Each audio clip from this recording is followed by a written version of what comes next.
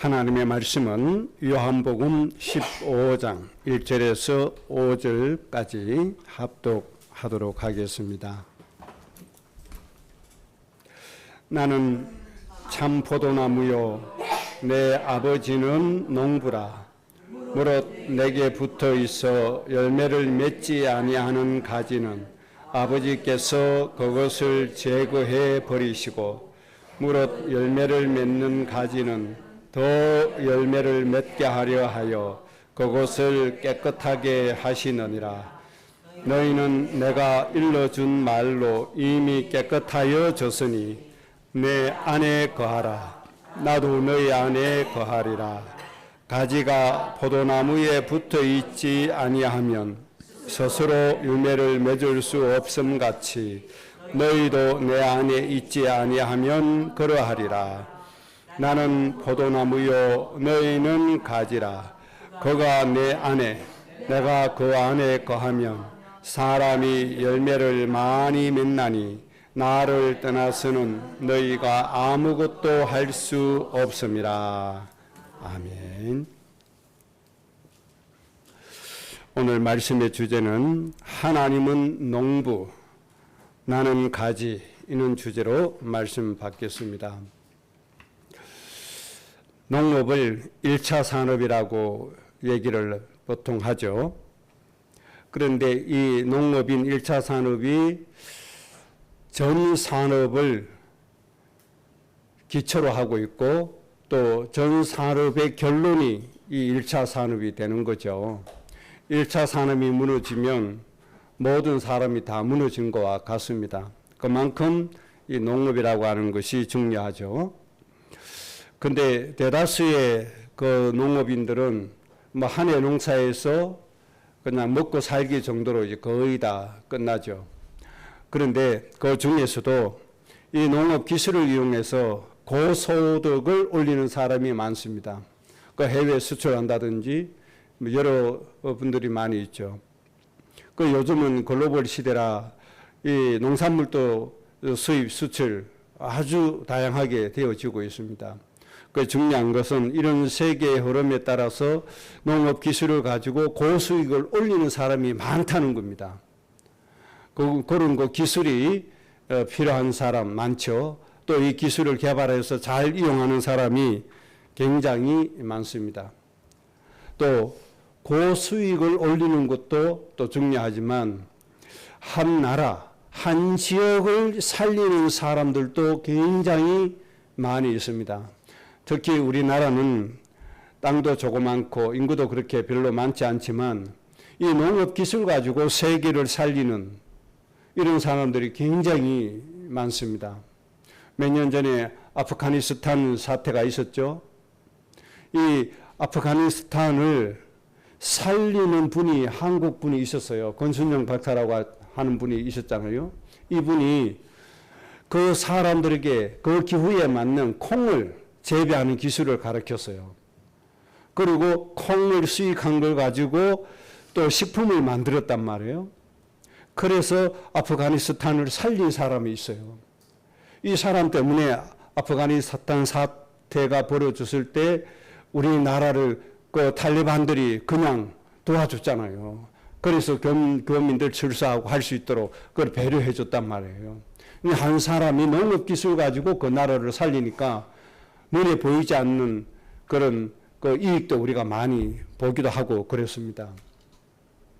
이렇게 농업 기술 가지고 한 나라를 살린 거죠. 이런 분들이 얼마나 많습니까? 옥수수 가지고 아프리카 살린 분도 많이 있고 그렇죠. 특히 우리가 후원하고 있는 아프리카 선교회 이용학 선교사님, 지금 이제 아마 거의 이제 아마 기임하면서 아마 거의 도착할 때가 됐죠. 이분은 현장 가보니까 너무 사는 게 어렵단 말이에요. 환경도 물론 열악하지만 당장 뭐가 없죠. 양식이 없단 말이에요. 물이 없고 양식이 없어요. 그래서 물은 드럼통 갖다가 자갈 넣고 모래 넣고 해서 정화시켜서 물을 먹게 만들어줬고, 이 곡식이 있어야 먹고 살잖아요. 그래서 농사 짓는 법을 가르쳤어요. 이것이 발전해서 지금 학교에서 공식 인정받은 농업기술학교가 되어졌잖아요. 그래서 그 가나를 살리고 가나를 통해서 어디까지 가죠? 부르키나파소까지 갔죠. 저 말리까지 가죠.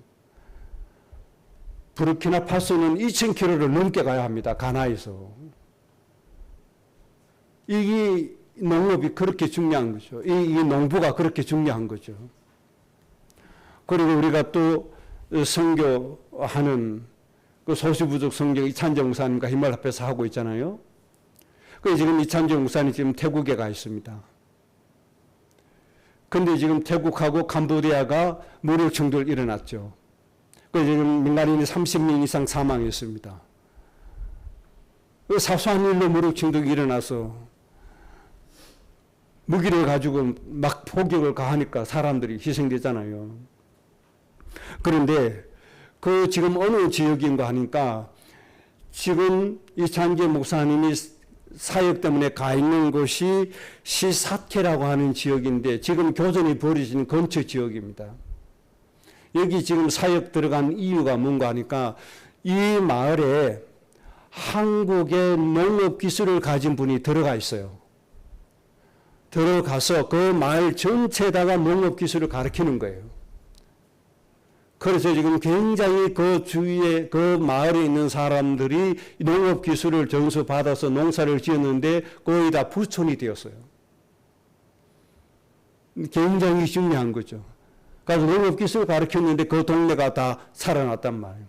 그 지역에 있는 아이들이 돈이 없어서 대학교를 못 가는데 한국 사람들이 가서 농업 기술을 가르쳐서 아이들이 돈을 벌어서 대학교를 가요. 이렇게 되어졌습니다. 그래서 장기 목사님 간 이유는 여기에 헌신한 어떤 장로님이 이제는 이 마을이 복음화까지 되어서 이 마을 전체를 신앙 공동체를 만들자. 신앙 공동체. 그래서 청주에 있는 어떤 장로님이 헌신을 했습니다. 신앙 공동체 예배 중심으로 하는데 거기에 예배당을 제가 짓겠습니다 하는 장로님이 나왔어요. 그리고 이제 그곳에 예배당을 짓기 위해서 사역 들어가 있어요. 그래서 외교부에서 즉시 피난 명령이 떨어져서 지금 피신하고 있는 그 지역입니다. 그러니까 이 농업 기술 가지고 그 지역을 살리고 60만 살리는 게 아니잖아요. 신앙 공동체가 만들어지잖아요. 교회가 세워지잖아요.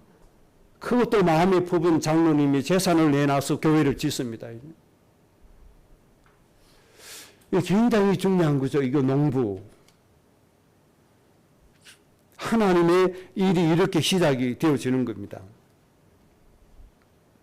그래서 농부의 역할이 세계를 살린다는 겁니다.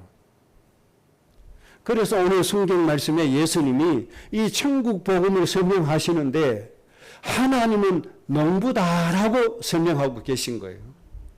예수님은 포도나무다. 우리는 뭐다? 가지다. 그래서 예수님은 비유로 하지 않고는 말씀을 하지 않았다고 하실 정도로 천국 복음을 무엇으로 설명을 했죠? 이 비유로 설명을 한단 말이에요. 비유로. 그래서 하나님은 농부신 거예요. 우리는 뭐죠? 가지입니다. 가지. 열매는 어디에 맺히죠? 줄기에 맺히지 않습니다. 가지에 열매가 맺힙니다. 그래서 중요한 건 하나님은 우리의 뭐다? 농부다. 하나님 우리의 아버지시지만은 우리에게 있어서 역할된 부분에 관한 비유로 말씀을 주신 거죠. 하나님은 우리에게 어떤 역할을 하시냐 하는 말씀이죠. 하나님은 농부시란 말이에요. 농부. 우리를 기르시는 농부. 우리를 길러서 세계를 살리시는 농부시다. 이렇게 예수님이 설명하고 계시는 겁니다. 세상에서 가장 뛰어난 기술을 가지고 계신 농부가 누구십니까? 바로 하나님이십니다. 이보다 큰 농부 있습니까? 이보다 실력 좋은 농부 있어요? 없잖아요. 하나님이 솔로몬이라고 하는 이 사람을 기르셨단 말이에요. 왜? 솔로몬이 하나님의 은혜를 구하니까. 하나님의 지혜를 주시고 하나님의 지식을 주셨어요. 그러니까 솔로몬이 어떤 사람이 되었죠? 전에도 없었고 후에도 없을 유일한 사람이 되었다. 하나님의 지혜와 지식으로. 모든 왕들이 검은 보화를 싸들고 솔로몬에게 왔다. 이런 분이 바로 하나님이십니다. 솔로몬을 이렇게 기르신 분이 누구죠? 하나님이십니다. 솔로몬을 기르신 하나님이 여러분을 기르실 줄로 믿습니다. 이 하나님이 우리 가정을 기르시는 분이 되시는 거죠. 그래서 우리가 먼저 꼭 기억을 하십시다. 세상에서 가장 뛰어난 실력자는 하나님이시고 세상에서 가장 기술이 뛰어난 분이 하나님이시고 세상의 자연 이치를 가장 완벽하게 활용하고 이용하시는 분은 하나님이시다. 이 하나님이 우리를 향해서 뭐라고요? 농부다라고 말씀하셨습니다. 역할에 관한 부분입니다. 신분에 관한 부분은 하나님 우리 아버지신데 우리를 위해서 일하시는 역할의 부분에서는 어떤 분이시다? 농부시다. 가장 우리를 잘 가꾸어 주시고 가장 많은 소득을 얻게 하시고 가장 많은 열매를 얻게 하시는 분이 누구시다? 바로 하나님이시다. 이 하나님이 나의 농부가 되시는 분이십니다. 그래서 이 하나님은 모르는 것이 없으신 하나님이시죠. 그래서 하나님을 우리는 뭐라고 부르십니까? 전지하신 하나님이시다.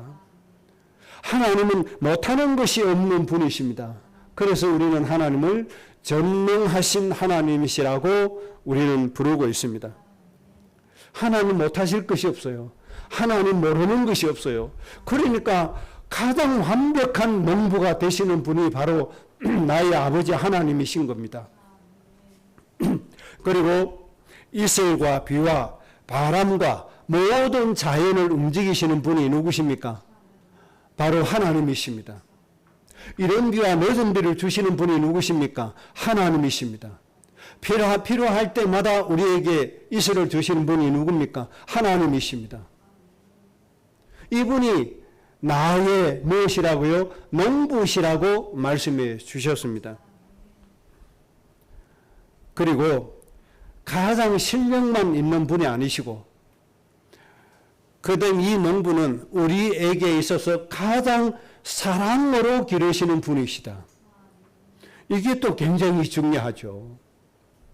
사람들은 자기의 이익을 위해서 자기 일을 위해서 움직이지만 하나님은 우리를 사랑하시는 이유 가지고 우리를 기르십니다. 하나님의 모든 이유는 우리를 사랑하시는 겁니다. 사람들의 영혼을, 사람들의 생명을 사랑하시는 겁니다. 이 사랑으로 기르신 분이기 때문에 우리는 양육을 잘 받아야 하고 하나님의 기르심을 잘 받아야 합니다. 가축이나 곡식이나 농부의 사랑 어린 손길을 통해서 익어가는 겁니다. 열매를 맺혀지는 겁니다. 그리고 사람들이 시험하기도 하잖아요. 한쪽에 있는 가축에게는 늘 좋은 음악을 들려주기도 하고 또 한쪽에는 안 들려주고 이렇게 해서 서로 비교를 해보잖아요. 육질도 비교하고 우유 생산도 비교하고 해보잖아요. 그런데 관심이 많고 사랑이 많은 쪽에 확실히 열매가 많다는 것이 증명되기도 하잖아요. 곡식도 마찬가지입니다. 심어놓고 무관심하는 곡식하고 늘 가서 돌보고 사랑을 주는 곡식하고 얻어지는 열매는 달라지는 겁니다. 그래서 하나님이 우리를 대하실 때 무엇으로 대하신다고요? 사랑으로 하신다. 사랑으로. 그래서 우리는 이런 결론을 가지고 살아야 합니다. 최고의 실력과 솜씨를 가지신 하나님의 기르심 속에 내 인생이 들어가야 되겠다. 이런 결단을 우리가 가지고 가야 됩니다. 이게 좋나 저게 좋나 아니죠. 이스라엘 민족들이 잘못한 것이 뭡니까? 하나님의 완벽한 양육과 기르심을 거부하고 가나안 땅에 있는 우상을 찾았단 말이에요. 저 바벨론의 단무스를 찾았단 말이에요. 참 바보 같은 인생들 아닙니까? 이스라엘 민족들. 하나님이 그렇게 사랑으로 돌보시고 양육해 주시고 길러주시는데, 하나님이 만나도 주시고 매철하기도 주시고 샘도 터지게 해주시고 다 주시는데, 그 하찮은 우상, 저 귀신에게 빈다 말입니다. 이런 어리석은 인생들이 저 유대인들이었어요. 참 기가 막힌 노릇이 아닙니까? 인간이 이렇게 우둔한 게 인간이에요. 여러분 정말 지혜로운 자 되시기 바랍니다. 인간을 지극히 사랑하시고 뛰어난 솜씨와 기술로 여러분을 양육해 주시고 기르시는 하나님 안에 들어가시기 바랍니다. 이 하나님 버리지 않기를 바랍니다. 이 하나님 떠나지 않기를 바랍니다. 이 하나님 외면하지 않기를 바랍니다. 이 하나님 멀리하고 자꾸 세상에 그 붙잡아요. 자꾸 그 사기꾼 같은 틀린 인간들의 소리를 듣고 가요. 여러분 그 어떤 소리도 듣지 말고 정말 뛰어나신 우리의 참 농부이신 하나님 기르심 속에 들어가시기를 주의 이름으로 축복합니다. 인간을 가장 완벽하게 축복하시는 분은 하나님밖에 없어요. 인간의 문제 해결해 주신 분 하나님밖에 없어요. 인간의 마음에 평안함과 기쁨을 주시는 분은 하나님밖에 없어요. 이 최고의 실력과 사랑의 솜씨를 가지신 하나님 앞에 우리는 들어가야 되고, 하나님의 이 솜씨를 우리는 묵히는 일이 없도록 해야 됩니다.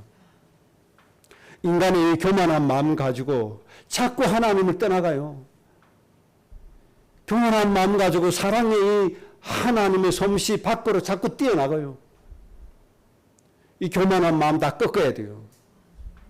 하나님 은혜 안에 속으로 자꾸 들어가야 돼요. 참 명보신 하나님 우리 가정을 길러 주옵소서 해야 돼요. 가장 실력이 뛰어나신 하나님 내 인생과 우리 가정을 길러 주옵소서. 이게 우리의 소원이 돼야 되지 않습니까? 자꾸만 하나님 떠난단 말이에요. 자꾸만 하나님의 성격을 거부한단 말이에요. 자꾸만 하나님을 내 마음 두기를 싫어한단 말이에요. 그러면 어떤 결론이 일어납니까? 불신자들과 하나님을 떠나가는 영혼은 결국은 누구의 양육을 받습니까? 불신자의 농부는 누굽니까? 하나님 떠나간 자의 농부는 누굽니까? 악한 마귀 사탄입니다. 사람을 속이고 욕심 부리게 하고 고통스럽게 해서 죽이는 존재가 누굽니까? 바로 마귀가 아닙니까? 하나님을 떠나간 인생의 농부는 바로 마귀예요. 사탄입니다. 그래서 하나님이 그들을 진단하실 때 본질상 진노의 자녀다. 본질상 진노의 자녀인 거예요. 왜? 그들의 농부가 누굽니까? 마귀니까. 죽이려고 하는 목적을 가진 마귀가 그들을 기르고 있으니까. 그럼 우리는 빨리 정신을 차리고 정말 인간을 행복하게 하는, 인간을 참 행복으로 이끌어 가시는 참 농부이신 하나님 은혜 안에 들어가도록 해야 됩니다. 내 계산 아무리 해도 소용없어요. 내가 아무리 노력해도 소용이 없어요. 하나님을 능가할 자 아무도 없어요. 저는 이 사실을 어릴 때부터 믿었어요. 모든 문제 속에서도 이 하나님 믿고 나왔어요. 그래서 제가 어릴 때 당했던 고통, 어려움 얘기하니까 윤화성 지사님이 목사님 거기에 마음이 상처되지 않았습니까? 그 때문에 힘들지 않았습니까? 이 질문을 했어요.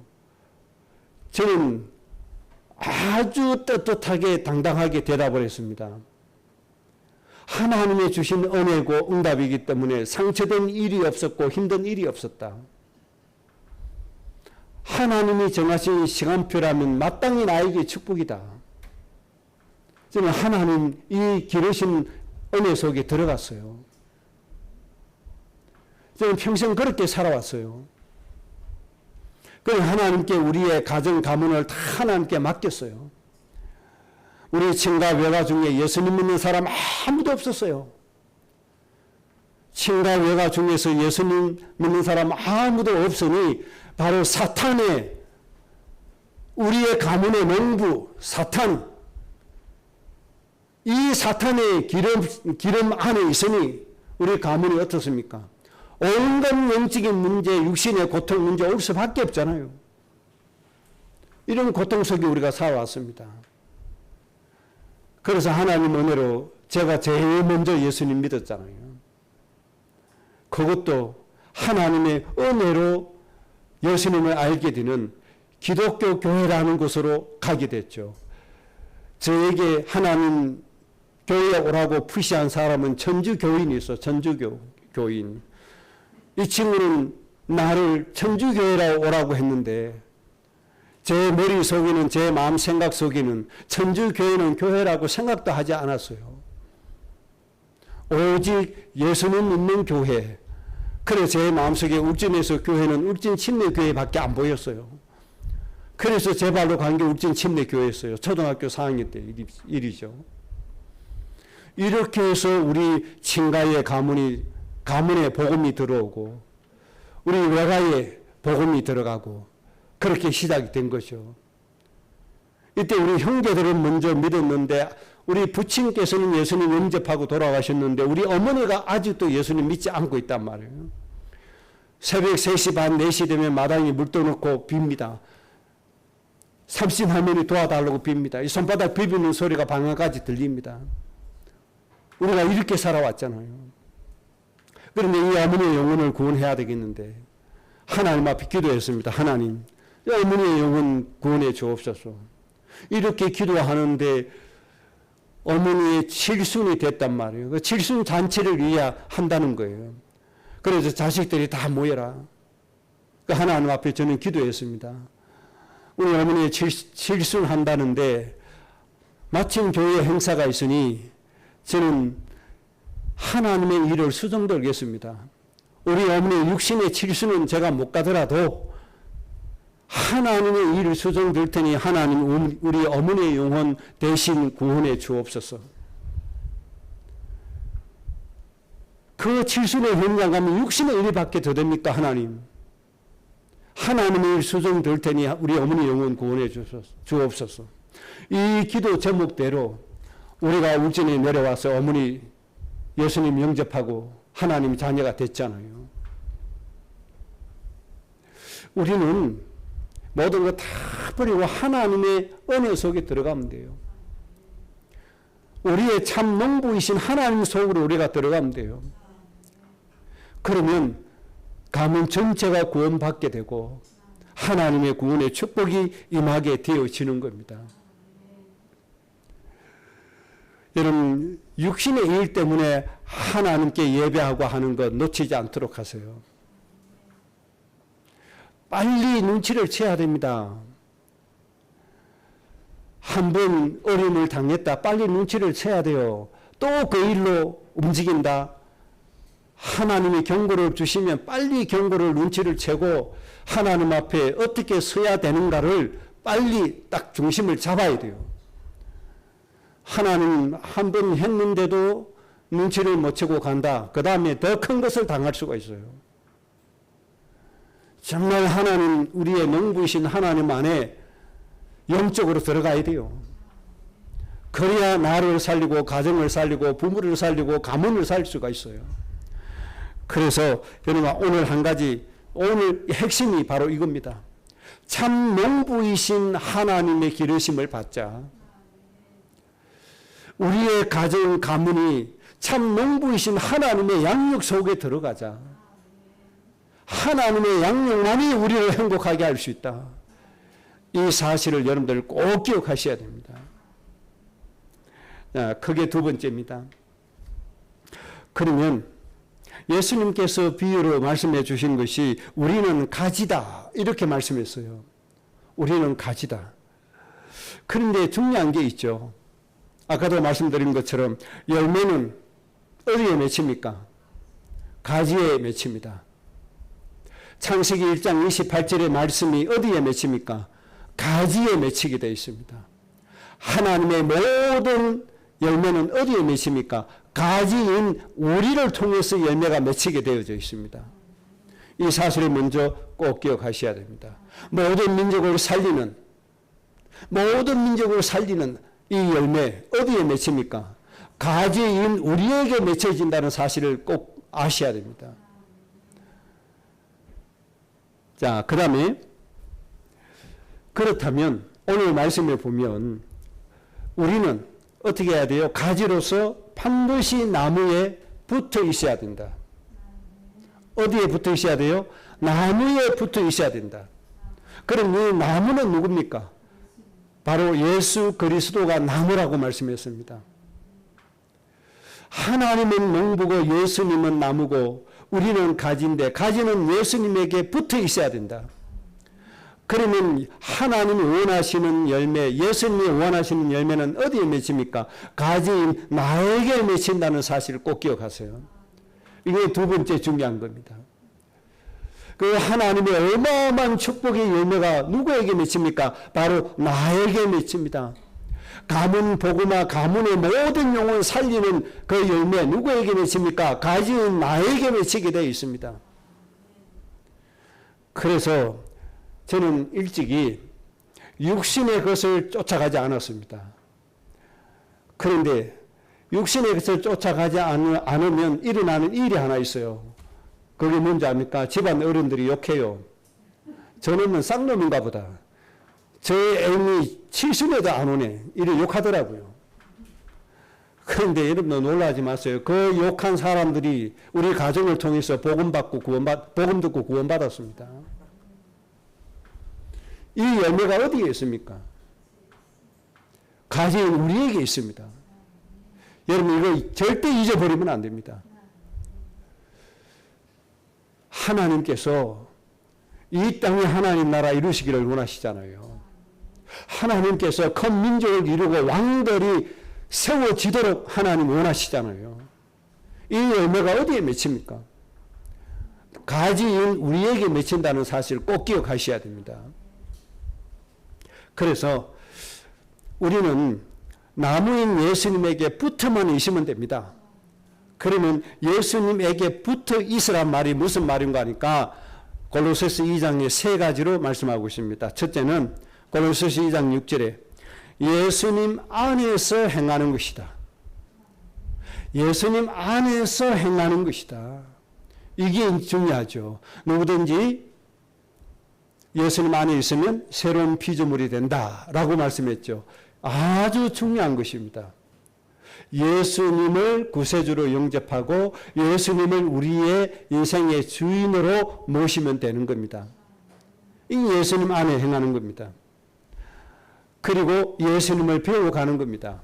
예수님처럼 하는 겁니다.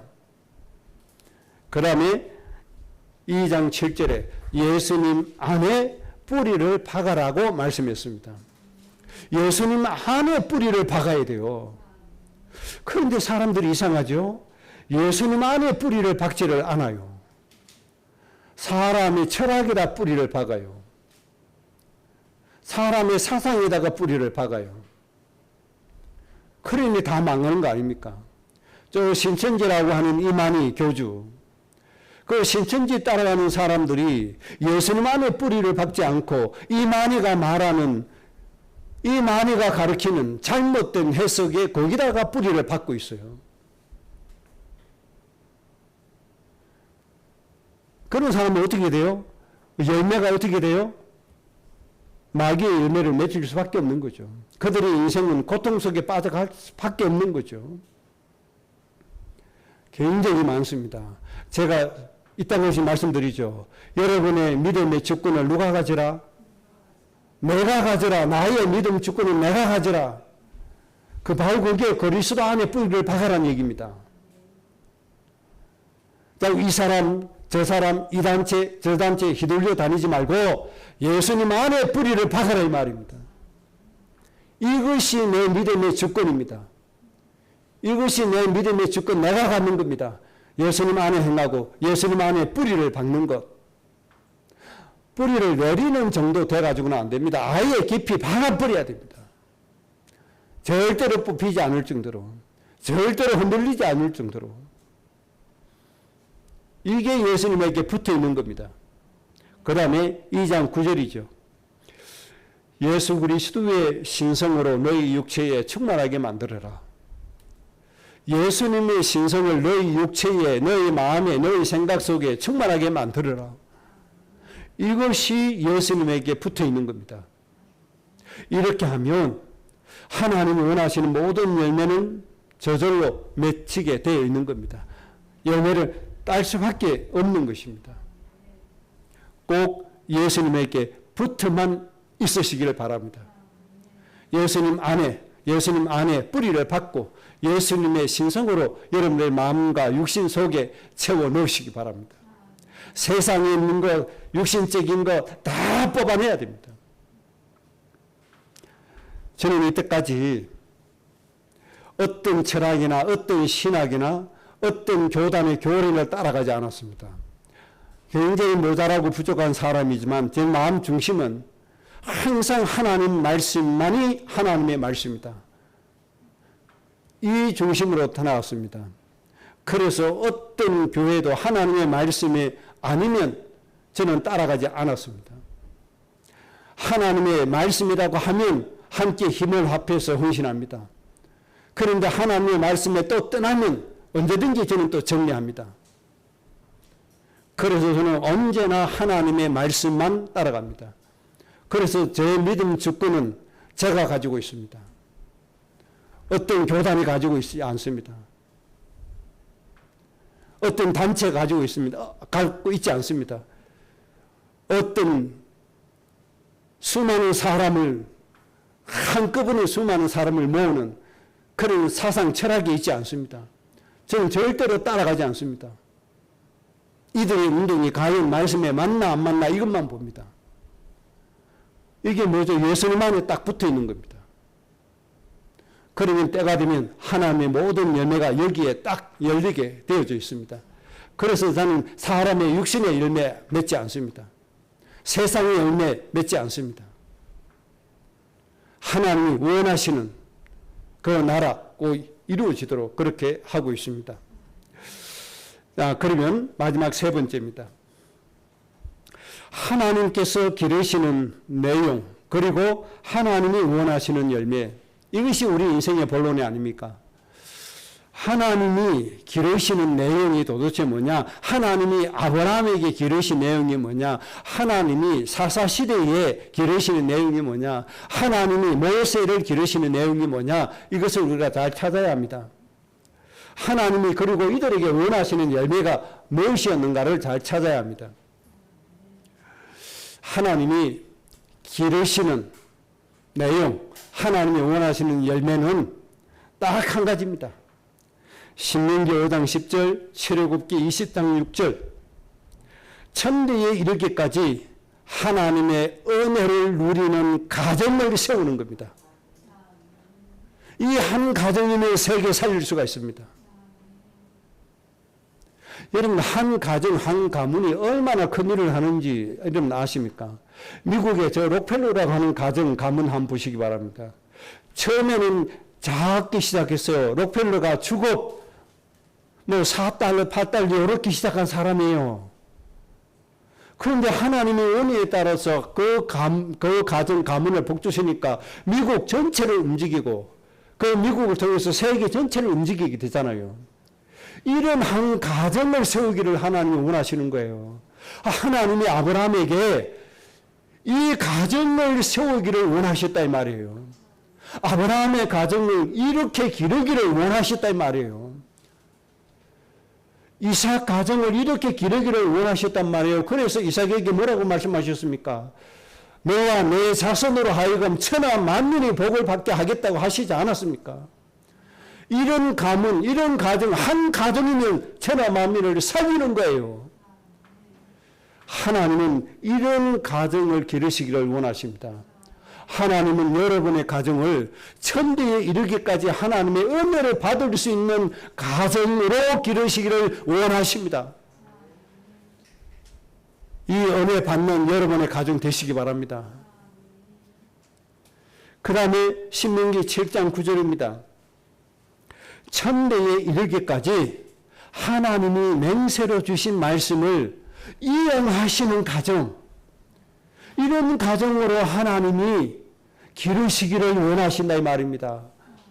그래서 하나님은 우리의 농부라고 말씀하셨어요. 하나님은 여러분의 가정의 농부십니다. 어떤 농부? 천대에 이르기까지 하나님의 은혜 받는 농부, 가정, 가지 되기를 원하십니다. 하나님은 천대에 이르기까지 여러분의 가정을 통해서 하나님이 성경에 약속해 주신 모든 약속의 말씀을 그때마다 하나님이 직접 이행하시는 이런 가정으로 하나님이 기르시기를 원하신다 이 말입니다. 이 하나님의 기르심 속에 들어가시는 여러분들 되시기를 바랍니다. 꼭 그렇게 되셔야 돼요. 하나님은 요거 한 가지 놓고, 그래서 하나님이 이삭 복을 외치신 거 잘 생각해 보세요. 너와 내 후손을 통하여 천하 만민이 복을 받게 될 것이다.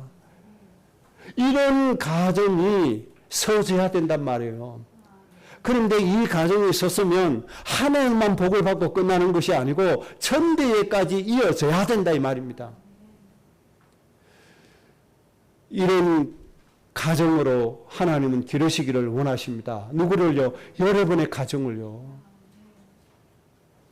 저 유럽에 유명했던 가문, 처음에는 아주 작아서 록펠러 가정처럼, 그런데 그 한 가문이 한 나라, 유럽 전체를 움직이는 이런 가문이 됐어요. 세상에서 되는데 하나님이 기르시면 왜 안 됩니까? 하나님이 여러분의 가정을 기르시면 왜 안 됩니까? 돼요, 안 돼요? 하나님 앞에 신앙의 고백을 좀 하셔야 됩니다, 여러분.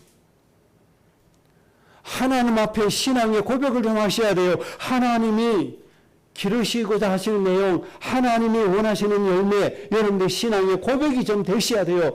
다니엘처럼 믿음의 뜻으로 좀 정하고 하나님 앞에 좀 있어지기를 바랍니다. 하나님은 어떻게 해주십니까? 세계에서 가장 뛰어난 사람으로 축복해 주시잖아요. 자, 그러면 이제 하나님이 원하시는 열매 아셨죠? 하나님 기르시는 내용 아셨죠? 그러면 여기에 부합하려면 여러분들이 믿음의 고백을 해야 돼요. 하나님 앞에 믿음의 고백을 잘 해야 돼요. 자, 믿음의 고백을 몇 가지 여러분들 잘 하시기 바랍니다. 첫째, 여러분들이 믿음의 고백 하셔야 될 것. 창세기 12장 1절에서 3절 말씀, 하나님 저에게 주시고 제가 받아야 될 말씀, 이루어야 될 말씀입니다 라고 하나님 앞에 고백을 하셔야 됩니다. 하나님이 나를 복의 군인으로 세우시고 나를 통해서 모든 민족을 복되게 하시기로 하나님이 뜻을 정했사오니 하나님, 제가 이 말씀에 순종하겠습니다. 우리 가정이 이렇게 되기를 원합니다. 하나님 앞에 고백을 하셔야 되고, 여러분들 이 마음을 가지고 하나님 앞에 서야 합니다. 꼭 그렇게 서시기를 바랍니다. 그러면 여러분의 가정을 어떻게 해요? 저 록펠러 가문처럼 창백해 되어지는 가문으로 만들어 주실 것이고, 저 솔로몬 가정처럼 창백해 되어지는 가정으로 하나님이 세워 주실 겁니다. 하나님의 약속이 성취되어집니다. 두 번째 고백을 꼭 하시기 바랍니다. 창세기 17장 1절에서 6절의 고백을 꼭 하시기 바랍니다. 하나님이 아브라함 보실 때 좀 가슴이 답답했어요. 축복이 있는데 축복 속에 들어오지 않고, 하나님의 기르심이 있는데 기르심 속에 들어오지 않고 자꾸 육신적으로만 한단 말이에요. 그래서 하나님이 야 아브라함아, 내 앞에서 완전해라, 정직해라, 좀 똑바로 해라, 맹세를 세우자. 너는 저 고통받고 있는 모든 이방인들의 아버지 어머니가 되라. 그 대신에 나는 너를 큰 민족으로 만들겠고 너에게 왕들이 나오게 할 것이다. 하나님이 이렇게 맹세를 세웠습니다. 여러분, 이 말씀이 나에게 성취하시는 말씀으로 하나님 앞에 믿음의 고백이 되어 주시기 바랍니다. 하나님, 우리 후대가 받을 말씀입니다 라고 고백하시기 바랍니다. 하나님, 이 말씀이 우리 가정에 성취되기를 저는 소원합니다 라고 고백하시기 바랍니다. 그러면 하나님이 우리를 이 고백대로 길러주시고 양육해 주시고 만들어 주실 줄로 믿습니다. 그 다음 이사야서 49장 6절에 하나님이 우리를 보고 뭐라고 말씀하십니까? 이방인의 생명의 빛이 되라. 저 이방인들에게 생명의 빛이 되라. 그러면 내가 생명의 복음을 땅 끝까지 전달되어지도록 하겠다. 하나님, 내가 살아가야 될 인생입니다. 라고 하나님 앞에 고백하시기 바랍니다.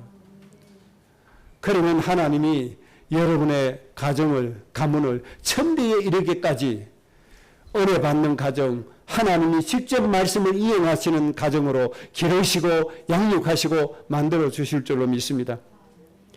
그 다음 에스겔서 47장에 하나님이 우리에게 말씀하십니다. 너희는 성전에서 나오는 물이 되라. 성전에서 작은 물이 나왔는데 하나님 은혜가 임하고 하나님의 축복이 임하고 예배의 은혜가 임하니 점점 커져서 어떻게 됐습니까? 큰 강이 되었다. 이 강물이 닿는 곳마다 열매가 맺히고 강물이 닿는 곳마다 죽은 자들이 살아나고 강물이 닿는 곳마다 열매가 맺혀지더라는 겁니다. 하나님이 우리의 가정을 이렇게 세우기를 원하십니다. 하나님이 우리의 후대를 이렇게 세우기를 원하고 계십니다. 하나님은 우리를 이렇게 기르시기를 원하고 계십니다. 그런데 이 기름심 속에 들어가지 않고 단무서를 위해서 애국하고 있단 말이에요. 육신적인 것만 바라보고 가고 있단 말이에요. 그러니 하나님의 마음이 얼마나 답답하시겠습니까? 여러분, 이 더운 날에 하나님 마음 좀 시원하게 좀 해드리시기 바랍니다. 청승된 일꾼은 여름날에 냉수처럼 마음을 시원하게 한다고 했습니다. 누구의 마음을요? 농부의 마음을. 여러분과 이 말씀을 소원으로 삼고 가면 농부이신 하나님 마음은 너무너무 시원해지는 겁니다. 너무너무 기뻐해지는 겁니다. 여러분은 성전에서 나오는 물입니다. 여러분이 이제 예배 마치면 물이 돼서 또 세상으로 가는 겁니다. 여러분이 가는 곳마다 그 현장이 살아나는 것이고 여러분이 가는 곳마다 그 현장에 하나님의 축복이 임하는 것입니다. 이 사실을 잊지 말고 가시기 바랍니다. 이것을 내 인생의 목적으로 삼고 가시기 바랍니다. 이제 여러분들 육신적이고 세상적인 것 때문에 움직이지 말고 오직 영적인 사실 때문에 움직이시기 바랍니다. 육신을 위해서 일하지 말고 영적인 것을 위해서 일하셔야 됩니다. 그 다음 골로새서 2장 10절입니다. 하나님은 우리를 이렇게 기르시기를 원하십니다. 세상의 통치자 권세의 머리가 되기를 원하십니다. 이때 모든 세상의 통치자 권세자들을 우리 앞에 무력화시켜버리기를 원하시고 세상 앞에 우리 때문에 그들이 부끄럽게 되어지는 일이 일어나게 될 겁니다. 이때 우리는 하나님의 말씀으로 세상을 정복하고 다스려서 창세기 1장 28절의 말씀을 성취하게 되는 겁니다. 이것을 여러분들의 마음속에 소원으로 담으시기 바랍니다. 이것을 담고 천대에 이르기까지 하나님의 축복을 받는 가문으로 하나님은 기르시기를 원하십니다. 이 은혜 속에 하나님 앞에 서시기를 바랍니다. 결론입니다. 오늘 15장 4절에 이렇게 말씀했습니다.